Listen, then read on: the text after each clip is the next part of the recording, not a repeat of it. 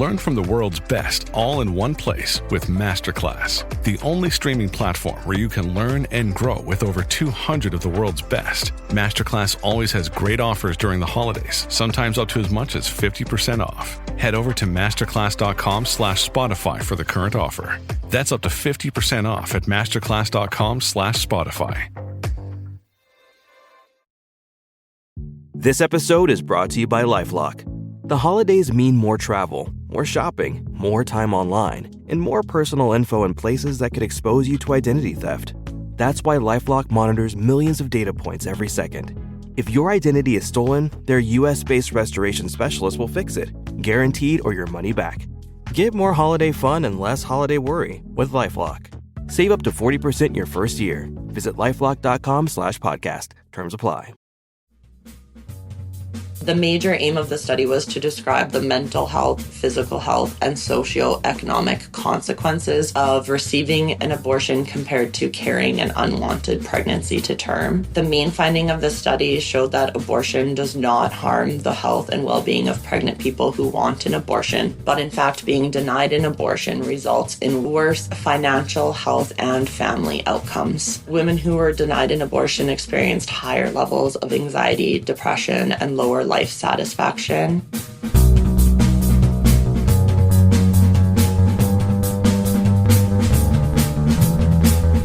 Hello, welcome to another episode of Bunny Hugs and Mental Health, a free, safe space for people to share and learn from others' experiences with mental health and addictions.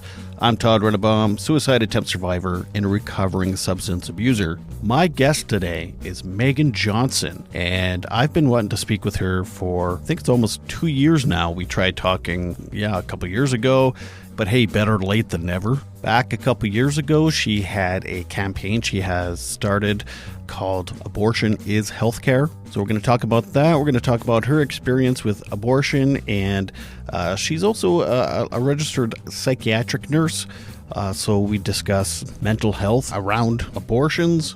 She's a pretty smart lady, and you're going to learn some stuff. She's also neuroqueer, and she has started her own business. And if it isn't a social enterprise yet, she's definitely trying to make it a social enterprise, which is a type of business that's good for the world. I don't know what prerequisites your business needs to be called that, but anyway, with that business, she does mental health counseling for queer community and for neurodiverse people, and that business is called Their Collective, THEIR Collective.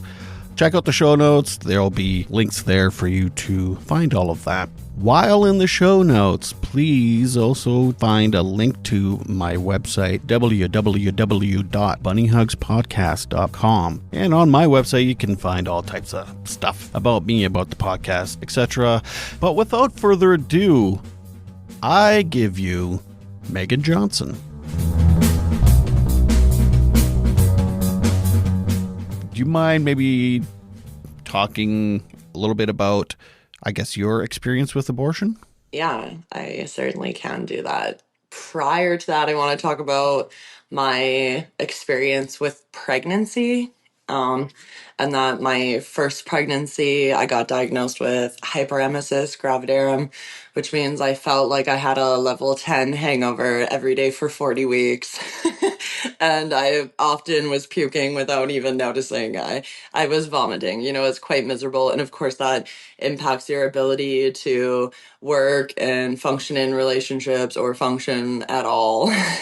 Really, and definitely impacts your mental health. So first, of course, I experienced depression. And then later on in my pregnancy, towards the end, I also experienced perinatal anxiety and panic attacks, which was terrifying. Especially as someone who is in recovery from substances. And I didn't feel comfortable taking a prescription for benzodiazepines and taking it home with me.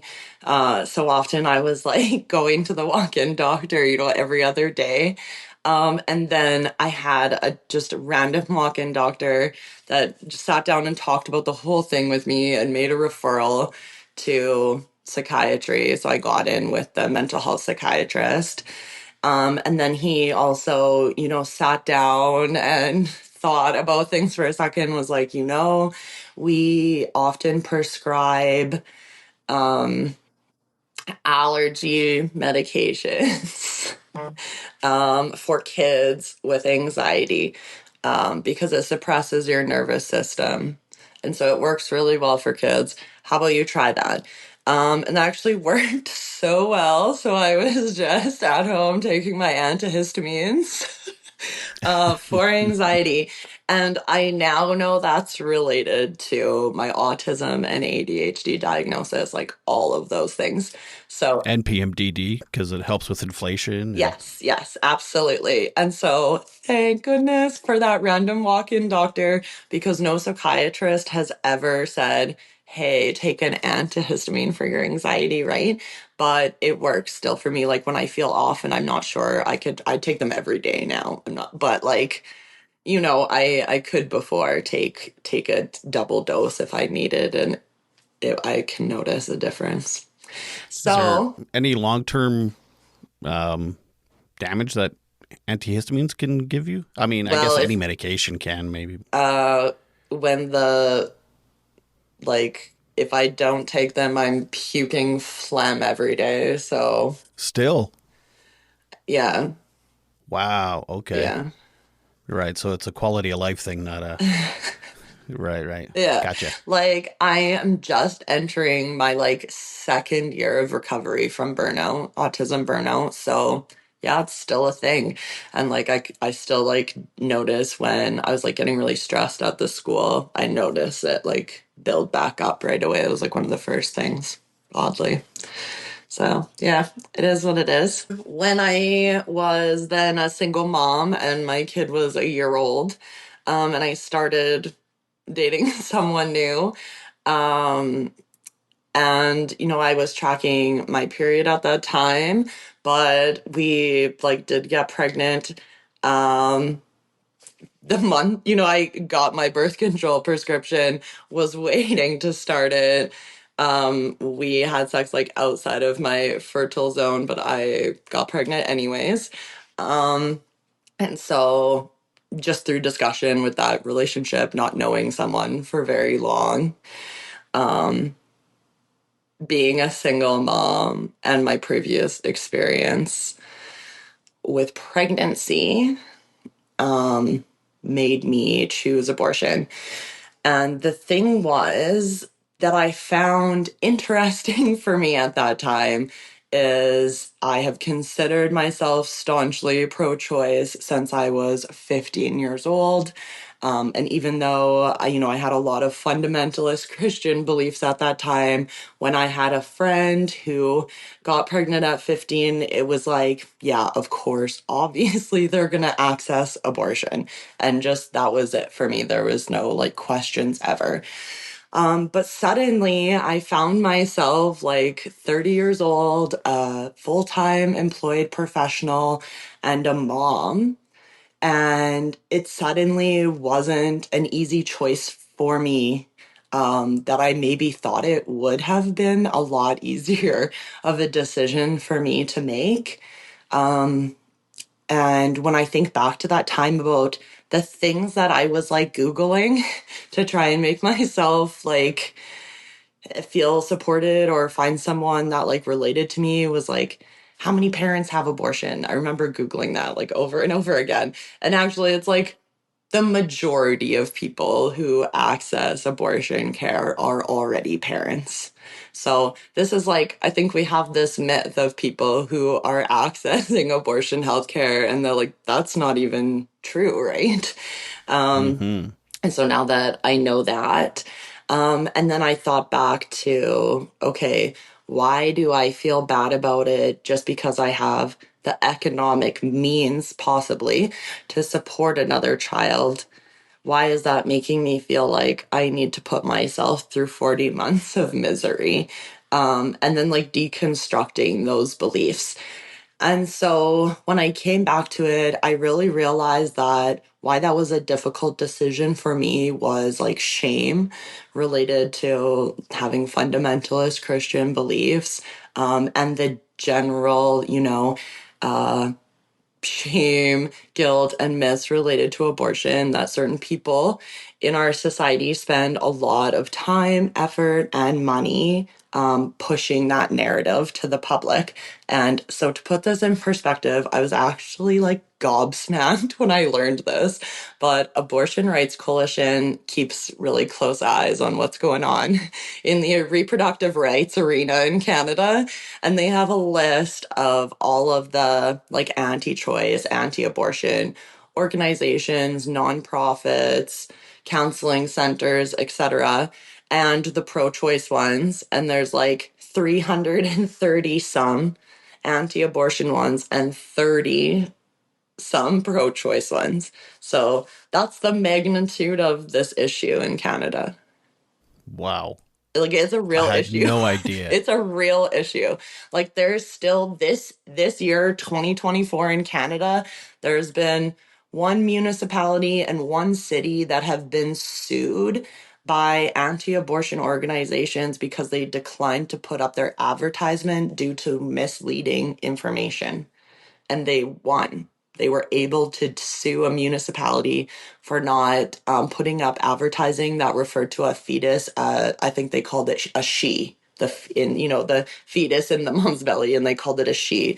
I mean, my wife is from the town of Windthorst in southern Saskatchewan, and as you're pulling into Windthorst, there's a billboard there saying, I ignore it. I can't even remember what it says, but something about abortion is murder, or it's something like and that. that's the Catholic Church one. So I think it has like nice pictures on it. Nice pictures on it too. Yeah. Yeah, yeah. We're in Canada and we have abortion, and well, whatever, have as many billboards as you want. But then knowing the stats of like 300 versus 30. And that we think that, we have the legal right to access abortion in Canada, but that the right to access doesn't equal the ability to access.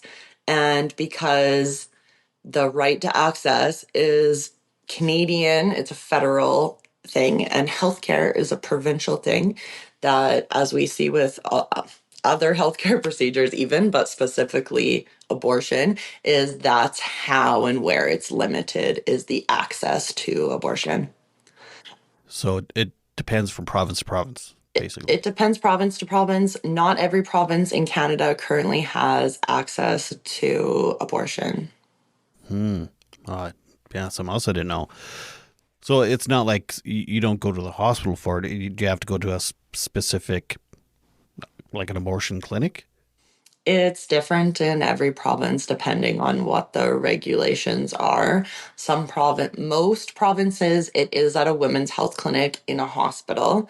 Some provinces have rules again to limit access to abortion, that it can only be in a hospital, but it can easily be provided in a community clinic. There's even, I love this story, but there's even a Danish doctor who was performing abortions in co- countries where it was illegal on a boat in the middle of the Oh, international ocean. And so this procedure, like, it's safer than taking Tylenol. It's, it's not a huge surgery. It's a 15-minute procedure, and they give you pain medication. That's the only reason really you need to be in a healthcare setting at all. And that, we have dental surgery that's more dangerous happening in offices all over communities. So just a lot of like myths, and it's yeah, just politics. scare tactics. Politics, yes, the pro-life movement does a really good job at making sure their members are positioned in areas of politics. This includes, I mean, the same as queer and trans rights. It's the same groups of people, but this includes, yeah, school districts, town councils, like MPs, of course, and MLAs. Like, they really put a lot of effort into making sure that they have people who are positioned in all levels of government that are working on their agenda all the time. Like, yeah. I didn't realize it was such an organized thing. The anti, no, the pro-life. I mean, interesting. Yeah. I've talked to a few women who have had abortions, and then they went on to have, basically, the next 10 years of their life was kind of crappy, and so like it was a trauma basically is what they had, and they either went on with addictions or eating disorders or whatever. The one is also neurodivergent, which I know that's just, you're susceptible anyway to that kind of stuff. But was there any kind of aftercare, or is there any kind of like counseling or anything like that? Or Yeah. actually, how long ago was that you had this your abortion? Right. I accessed abortion care about 4 years ago. 4 years ago. Okay, so not that long ago. Yeah, was there any aftercare, or is there now, or is that something that's Right. I think historically, because of the stigma around abortion, even within healthcare, the providers, I mean, I still hear horror stories about this kind of stuff happening in Saskatoon, like within the last few years. And so, yeah, it could have been a traumatizing experience.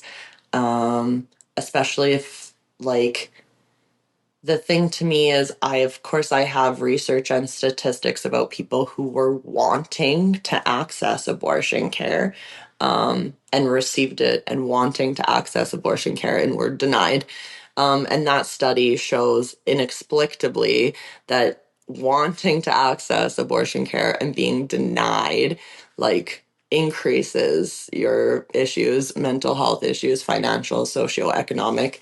However, of course, I don't have research about people who maybe didn't want to access abortion and didn't have support, so made those decisions. Like, some of those things, of course, would impact your processing of that experience, as well as the stigma, guilt, and shame attached to that.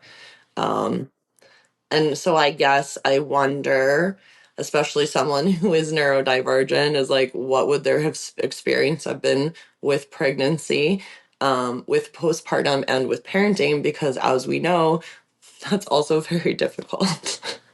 yeah, Yeah. right? So you're kind of saying either way, it could be a traumatic experience. I think unfortunately there isn't support, because even though it's been a medical procedure, there still has just been this stigma and shame, and it's just been shoved in this back corner, and no, people don't get the support they need to process it. And that if that does exist, unfortunately, it's probably through an anti-choice organization, which likely would just have increased the amount of guilt and shame that they were experiencing, and so probably wasn't very beneficial anyways. um Right. Yeah. Yeah.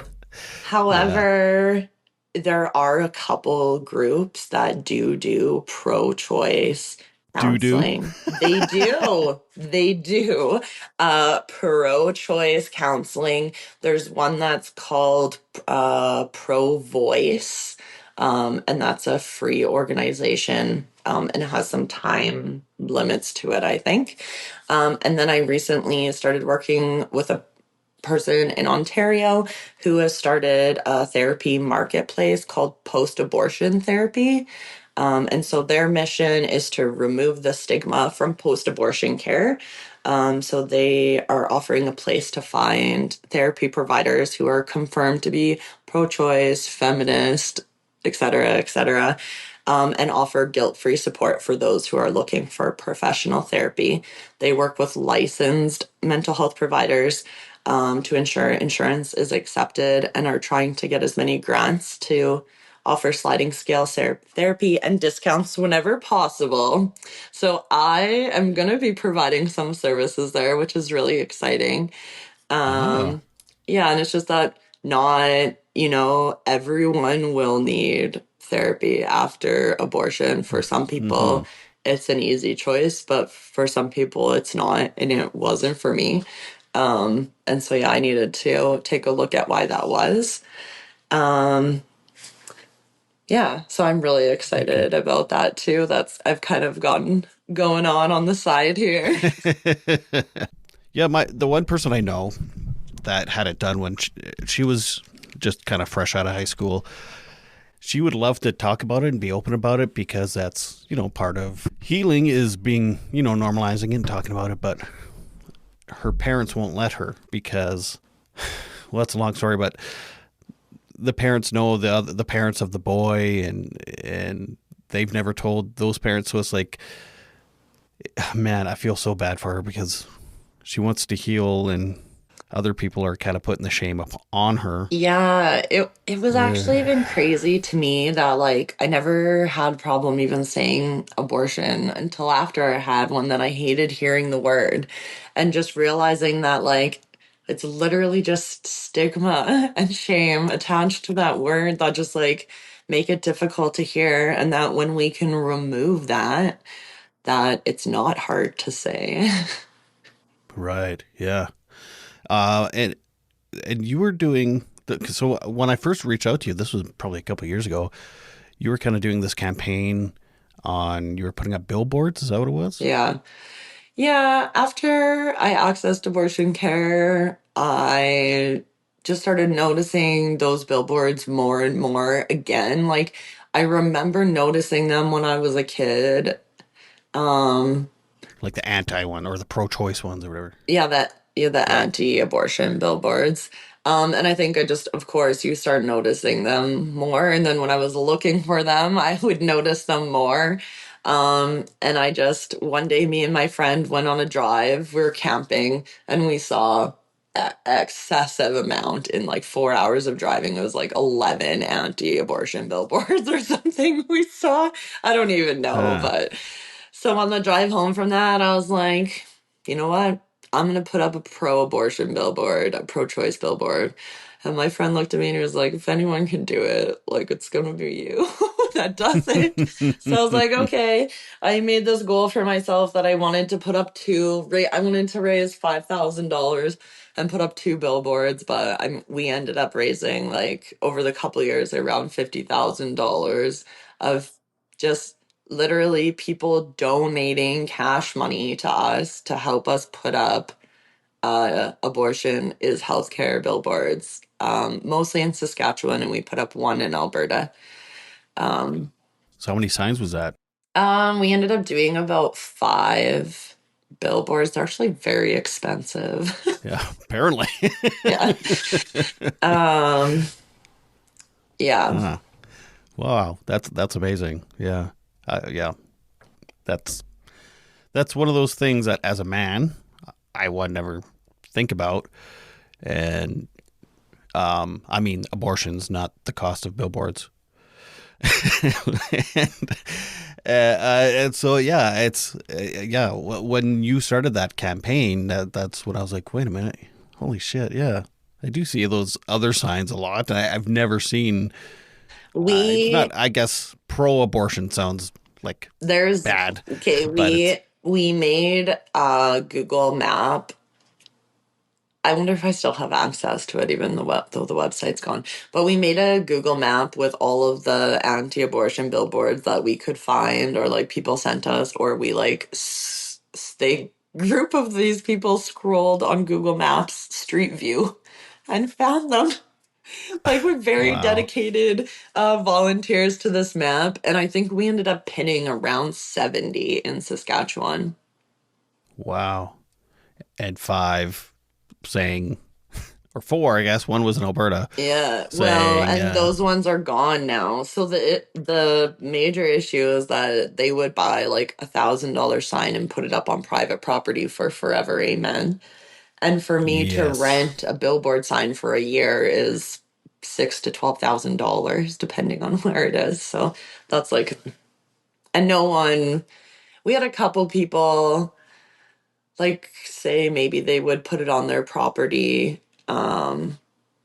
One person in a city wanted to, and I didn't feel comfortable with that because like we did have one that got spray painted and it was on the Havana Homes property construction site and someone spray painted it, so then I didn't want a big one on someone's like garage or something. Like, I'm not trying to bring any issues to people's houses just to support my cause. So it did make it more difficult because just in general, we're just way more tolerant of people being intolerant, than vice versa. And we're scared of those people that would happily put up signs and what they would do if we put up a sign. Like when CTV, I don't know if it was CTV or CBC, shared one of my interviews on Facebook, there's actually people making death threats to me on there. So They're pro-life though, but they want you to die. yeah. And then I remember one radio interview, an old lady said she'd get out of her car with an axe and cut it down. And I was like, kudos to you, really. Good Good luck. exercise. I don't know. It's like a metal sign, but Yeah, I know. Well, that's a really good axe. yeah. So in general, and the emails, some of the emails actually significantly less than I maybe thought I was going to receive, so which is nice. And we did a really good job at keeping our social media we just had no leeway at all for any comments. We just blocked everyone immediately. So it stayed pretty good. What are some of the myths, some of the major myths? I know you kind of touched on them a little bit, but about abortion. And mental health. Sure. Okay. Earlier I mentioned a study, and that study was called the Turnaway Study. And it was the very first study that was done about the differences in people who wanted to access abortion care and either were able to get it or weren't, maybe because of timing or something like that. So they were turned away. And so this was done by the Advancing New Standards in Reproductive Health group in the US, this study. And it was a longitudinal study. The original one was 5 years, then 10 years. And it's continuing actually to this day. And so they found the major aim of the study was to describe the mental health, physical health, and socioeconomic consequences of receiving an abortion compared to carrying an unwanted pregnancy to term. And the main finding of the study showed that abortion does not harm the health and well-being of pregnant people who want an abortion, but in fact, being denied an abortion results in worse financial health and family outcomes. So it said women who were denied an abortion experienced higher levels of anxiety, depression, and lower life satisfaction. The negative mental health impacts persisted for years, indicating that being denied an abortion can have long-lasting effects on a woman or a person's psychological well-being. The study highlighted that financial stress, relationship issues, and parenting challenges were exacerbated by those who were turned away, contributing to poorer mental health. And people who successfully obtained an abortion reported better overall mental health and life satisfaction, reinforcing the idea that accessing abortion is linked to better mental health outcomes overall. One thing I've learned through my experience with mental health and addictions is you never know what you need to hear until you hear it. Make sure to rate and review on Apple and to tell as many people as you can about the podcast so others can hear something they need to hear from one of my guests. After all, this is a free mental health service, which is a rare thing, so why not share with as many people as you can?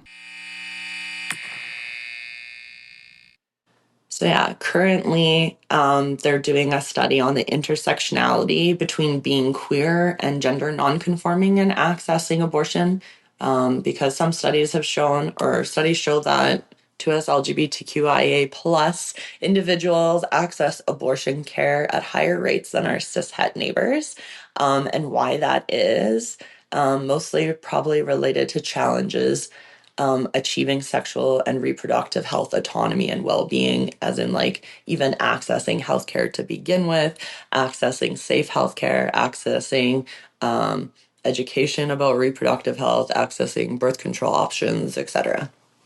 And probably even trust issues with some doctors and things too, because of the queer part, or because I've talked to trans people that like they have a love-hate relationship with the Medical healthcare system. system. Yeah. Yeah. I think a lot of times, the standard argument that you hear is that there are other options from abortion, like adoption or parenting. And that my issue to that is that abortion is not just like a family planning solution, as in you don't want to have more children, but it actually stops pregnancy itself, and that some people don't want to be pregnant, even not have a child, right? And that people access abortion care for other reasons while trying to create a family. While people are on their family planning journey and trying to conceive journey, sometimes stuff happens, miscarriages happen, and people need to access abortion care so that they're happy and healthy and can try again to grow their family. Right. What do you think of people that? Okay, this I know. Okay, this can be divisive. Divisive. There's a lot of nuance in this. People that they see that there's going to be something wrong with the child through a. Now I'm brain farting. One of them things where you can see the baby. The ultrasound. Thank you. and the doctor's like, oh, their baby's going to come out like this, and it's going to be challenging, and it may not, whatever. What I don't even know what I'm talking about, but you know what I mean. And so the people decide to terminate the pregnancy. Other people decide to go ahead, and then this kid is born, and it's like never leaves hospital for like 3 years, and then eventually passes away anyway. Or vice versa, to be honest. I had a nursing counterpart who was told that their baby most likely would have Down syndrome, and they decided that's okay. It's our baby anyways, which is a great decision for some families to make. And that child didn't have Down syndrome. And so I think that as long as people are making informed decisions, and that as someone who's worked in healthcare and received healthcare, I don't think that happens often enough, especially when it comes to women's health and especially when it comes to reproductive health. It's like you said, if it's an educated, well-informed decision, then it's up to the parents or up to the mother, really. Yeah, I would hate to not have to have zero options. That's scary. Mm-hmm. Even if there was no option to abort, that to me is scarier than having the option to abort, but then deciding to keep it anyway. Yeah. You know what I mean? Like just having that option settles your mind a little bit, I guess. Well, actually, they're even finding that with MAID, medical assistance in dying, for mental health, which the government has pulled away, but people that have applied and were approved, actually their life improved because there were options. Mm-hmm. I mean, it's so nuanced. Everybody's different. It's all very complicated. And yeah, this is like just from years, like as of working with people with chronic and severe mental illness and actually witnessing this, like helping this guy get approved for it. And even though I don't work there and the date has passed, I see him driving around town. And so, yeah, I kind of felt like when I was supporting him in that journey, I wasn't sure if he would go through with it or not. That wasn't my decision to make. It's my decision to give people enough information to make that decision for themselves. And I think even that alone was very satisfying to him in his journey, to have finally someone say, like, yeah, I understand that you really honestly truly do want to end your time here on this planet, and that like you felt like that for a long time, and that's like really miserable way to exist. And like having someone really honestly say that to you, not how we often treat people who are suicidal, maybe just meant a lot to him, and that was like enough to continue on. We get that like sliver of hope from people sometimes. Yeah, so I could see how that would be for people that are pregnant and not sure if they want to keep it or not. Just having that validation, that acceptance, and options. Yeah. And even though they may go with the option that the doctor wanted in the first place, or society wants, or whoever, the church wants them to have in the first place, but just having options is just Well, it's like relieving. I can be staunchly pro-abortion, and I'm also, pro living wages, pro supporting single parents, pro Yeah. daycare, pro all these things. So it's like, yes, I think everyone should have access to abortion care if and when they need it. And I also think that if people choose to carry a pregnancy to term and be a parent, we should also support them in that. I'm, Actually be pro-life, not yeah, pro-birth. right. Do you We could find definitely have that argument, and to me, I remember I made this sign one time that was just like, abortion is healthcare. It's, mental health care. It's harm reduction. It's helping victims of violence.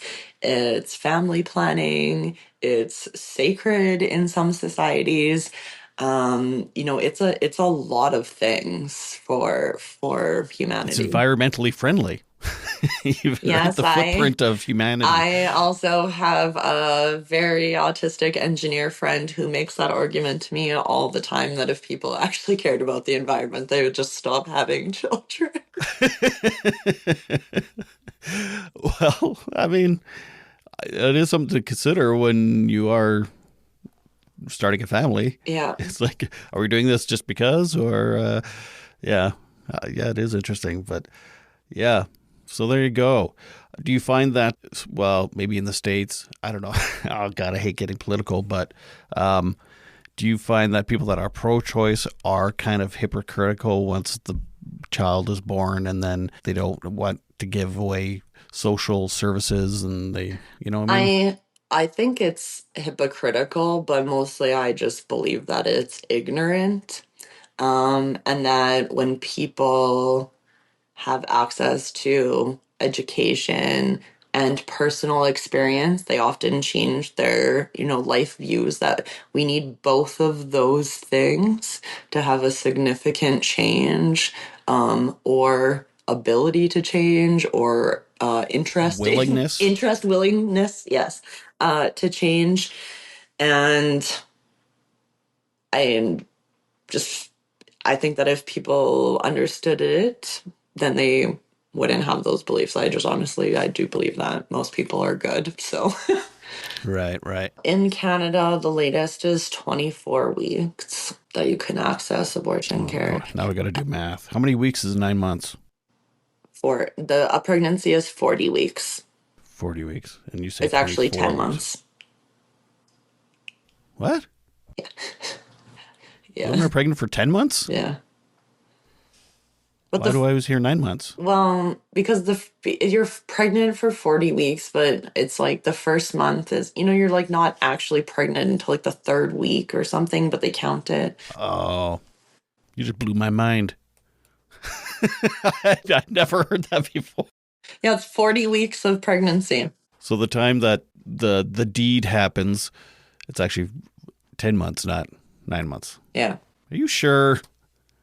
Google Can it. I see some ID? Show me some certification here. Oh, speaking of which, you are actually, maybe talk about Yeah. how educated. Like, you are a psych nurse. Yeah, I'm a Other registered stuff. psychiatric nurse. And my education background is I got a degree, a bachelor's of science in psychiatric nursing from Brandon University, and I convocated in 2014. And so I've done, as lots of neurodivergent people do, many different things in the last 10 years within that industry. And then I experienced severe autistic burnout, and I took some time off, and then I switched to education. When were And you diagnosed with autism? I was. Did you say when? Yeah. Uh, Me, yes. Good. Okay. Yes, I got officially diagnosed with autism in March of last year. Ah, fresh. Yeah. Yeah, my ADHD diagnosis was a year before that. Oh, you got both. Yeah. Oh man, I want both. I started no, you don't. I No, I started don't. medication for ADHD, which like just put I had 2 amazing months of my life, and then I feel like it assisted in my creation of my severe autistic burnout, because even though the car was falling apart, I kept putting gas in it every day and driving. Oh, interesting. Huh. And it like really got to the point that I was like lying on the floor crying, and I would like describe myself as a fried potato to people. That sounds delicious. I laid in bed in the dark for like 3 months. That doesn't sound delicious. No, I didn't eat anything.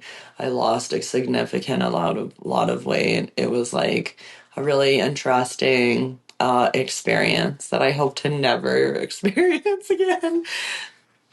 And you're a single mother. Yeah. And so what happens to your child while you're going through this? They're making you soup? No, they go to daycare and school. Right. I know, but I mean, that must be tough for, yeah, having a mother that's basically in bed for months. And Well, like not when he. I'm not saying you're a bad parent. I'm just saying that Like because I've done that, mean, right? Like I would get up, take my kid to daycare, go home, sleep all day, get up, and go get my kid. I'm not saying you were neglecting your child. I'm just saying like that. Because I've done that before. Like I've gone through depressive episodes for long stints of time, and then it's like there's a lot of guilt and shame behind that. So then that on top of your burnout and your everything else, so now you're never filling your cup because you're just filling it with the guilt and shame. And I should be doing this and that, and then yeah. No, I wasn't. No. No, mostly he's not old enough to be making anything in the kitchen. So Okay. I was like, no, I hope he's not. I did teach him how to make oatmeal in the microwave, and he uses oven mitts to take it out, and it's pretty cute. Well, how old is he? He's 5 right away. We watched a lot of It's hard. TV and ate a lot of takeout, and my mom and my stepdad were really supportive. Are they Like making local? me freezer meals and babysitting whenever I asked. So I'm like really grateful, which is why I live in the middle of nowhere in rural Saskatchewan. So Yeah. yeah. Well, I mean, the whole topic of the show was going to be about abortion and all that stuff, but since we're going with the neurodiverse stuff, and you mentioned this earlier, it can be almost traumatizing, or it's very difficult for neurodivergent women to have kids, to try and be a parent. Single people have a hard enough time being on the spectrum and ADHD and PMDD and all this stuff. So like to be a single mother, that must be incredibly difficult. Well, this is why I quit my job to try and work from home, because it was like not working.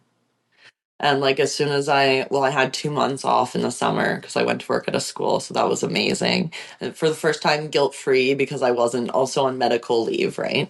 So that was Oh, like really God, I know that nice. feeling. I think my soul needed that. And then I just, had this idea, and it seems like it's really possible. And so I was like, hey, I needed to do something that I could work from home and be really flexible in my hours and my days. Like there's just because of PMDD, there's a good 2 or 3 days where I have the flu from my menstrual cycle and I sleep all day. So like how do you work a real job when that happens? Like For those of you listening who don't know what PMDD is, it's premenstrual dysphoric disorder. Dysphoric disorder, right? Yeah, and which is a whole other thing. There's other episodes about that. Go check out the the episodes, but it's especially hard for neurodivergent women. I wonder, are there people that aren't neurodiverse that have been diagnosed with PMDD? Probably not. They must go hand in hand. Like maybe diagnosed, but like, do they probably have it anyways? Yes, maybe they're just not diagnosed with it. That would be my guess. Right, yeah. Like Man, we are. also the, circle of people who identify as LGBTQ and people who are neurodivergent. I think that's mostly also a circle, not a Venn diagram. So, Wait, you calling me gay? whatever floats your boat. I don't know. If you're not a little gay, I don't believe you, honestly. I don't know. I do love pink, the color pink, but Perfect.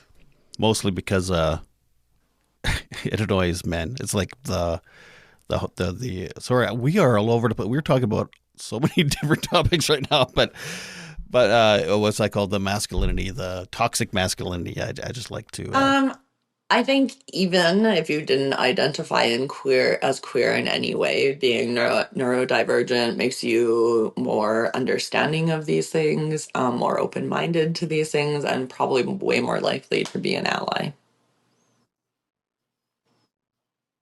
or to hate yeah, that us sounds about right. one way or the other. And my process about this is that just because we strongly believe something doesn't always mean that thing is true. And so, I believe that autistic and neurodivergent people are on both sides of the system in positions where we have unflexible views like politics. Right. Yeah, you get that like that strong A special interest. interest. Yeah, Yeah. like I swear my little fundamentalist Christian grandma, like now that I understand this all through a different lens, I'm like, oh, she was autistic. And the only way she could believe the Bible is to believe it as 100% a literal true story, or else it doesn't make sense. Like, and so that just makes more, and that became rigid thinking as it does with us, right? Um, and that like makes way more sense to me now as an adult of like why she had like zero inability to be flexible at all with her thinking in anything related to Christianity at all. Wow. Wow, I never thought of that. I like that. Yeah. Hmm. Like So we'd we have to have actually. conversations of me being like preteen, being like, what about dinosaurs? What about carbon dating? And my poor grandma probably, I just think of it now, but her probably just like internally combusting, being like, what's wrong with this child? Like, My poor uh, granddaughter's going to hell. another time she told me that God gave AIDS to gay people to punish them. And in my mind, I was like, Is that in the Bible? yes. And in my little mind, I was like, okay, obviously she just doesn't know anything about HIV and AIDS. I'm pretty sure that's not true. I got out the thesaurus because they had a collection of or encyclopedias as Oh yeah. yeah, and I hand wrote like word for word the entire section about HIV and AIDS, and then I gave it to her. So you consider yourself, or you identify as queer. Mhm. When did you start identifying as queer? Yeah. Not until after my autism diagnosis. And Oh, interesting. yeah. And um no, like I have always dated people from both genders or in Oh, active addiction, use substances to make my friends make out with me at the bar. Um, you know how it is. you're a predator. And What? You would get your friends. You no, I would mean drug your like friends to we're make out with them. that's not the vibe at all. I mean, Oh, like, okay. we're gonna go get drunk and do drugs, and then when people are on ecstasy, they love making out. So they would make out, and I was all about it. So I loved Oh, you were doing ecstasy with my friends. You weren't roofying them. You were just partying with them. Immediately, I was like, how did this happen? Oh, I'm very good at twisting words. Okay. Okay. And I don't know. I think then for me it was like, well, if I ever end up in a relationship, or then I came out as bisexual, or I would say things like, I know that it's not a choice because if it was, I would be gay, which apparently is a very gay thing to say.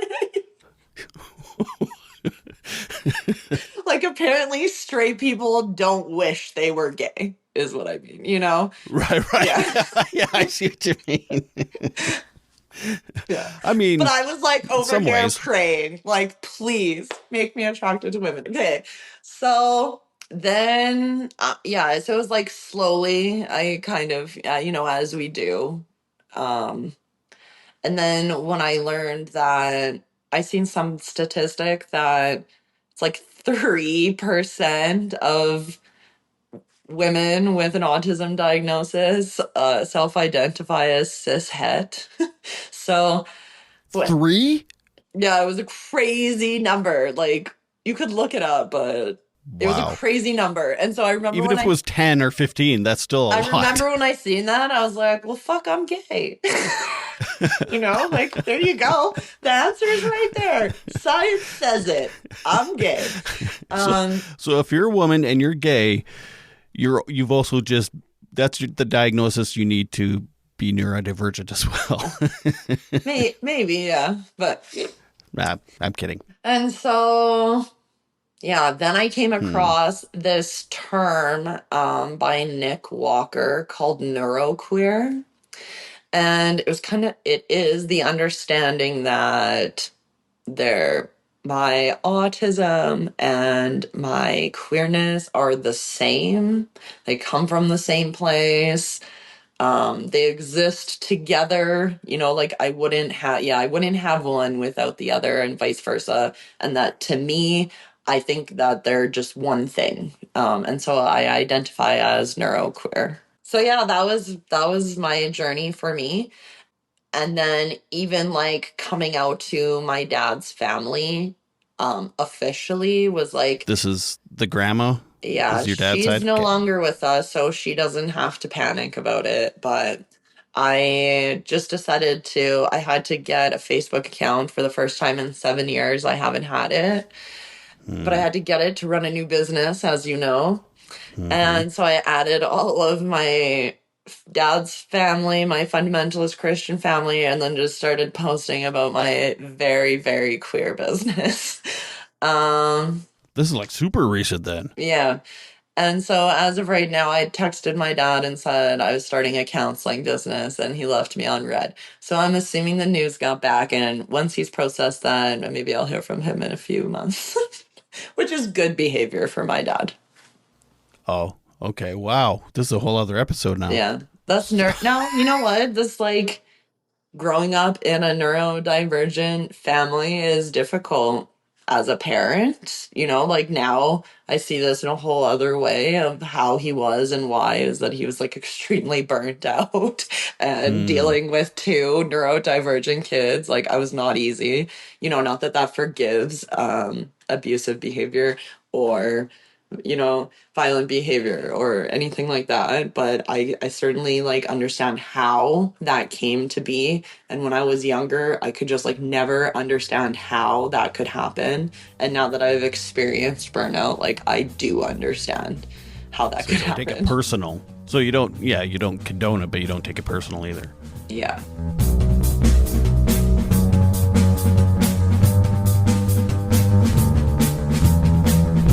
Thank you so much, Megan. We've been chatting quite a bit lately. I even went to a workshop that their collective hosted, how to be a good ally.